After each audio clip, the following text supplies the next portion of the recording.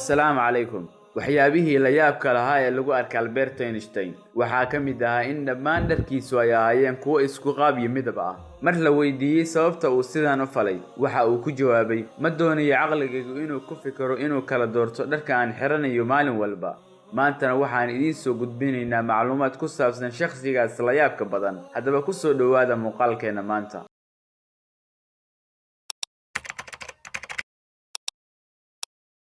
waxaa jira culimo fara badan kuwaas oo aragtiyahooda ku bedelay caalamkan. Raggaas oo dhanna waxaa ugu caansanaa uguna caqliyadda cilmiga badnaa Albert Einstein. Sidoo kale waxaa la sheegaa inuu yahay qofkii ugu caqliga badnaa taariikhda aadamaha inta la og yahay. Albert waxa uu bedelay afkaarihii aan ka haysanay dunidan, isagoo inoogu bedelay afkaarihiisii iyo aragtiyihiisii saliimka ahaa. Waxaa lagu naanaysaa Father of Physics ama aabihii fiisigiska. waxaa la sheegaa in Albert uu dib u aasaasay fiisigiska, bedelayna fikradihii hore ee laga haystay fiisigiska. Waxa uu ku dhashay magaalada Ulm ee dhacda dalka Jarmalka, taariikhdu oo markaas ahayd 1879. Labadiisa waalid waxay ahaayeen Yahuud, waxa uuna yaraantiisii ku soo koray magaalada Munich. Albert ma uusan ahayn markii uu dhashay cunug qurux badan, madaxiisa oo aad u weynaa. Waxay waalidiintiisu damceen inay ku sameeyaan qaliin ay ku yareynayaan madaxa wiilkooda Alberto, laakiin muddo kadib waxa uu noqday madaxiisu mid caadi ah. Alberto ma uusan baran hadalka ilaa uu ka gaaray da'da 3 sano jir.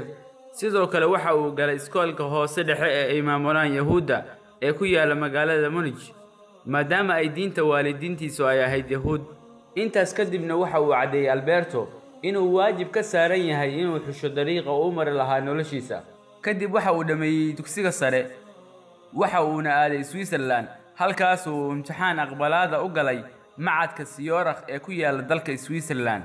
Sidoo kale waxa uu jeclaa kaligiisa inuu diyaarsado casharada looga soo dhigo macadka, waxa uuna waqtigiisa ugu badna gelin jiray fiisigiska. Waxa uu dhameeyay macadka kana qalin jabiyay taariikhda oo ku beegnayd 1900, markaas oo ay da'diisu ahayd 21 sano. Albert waxa uu sanadii 1921 ku guuleystay biladda Nobel Prize.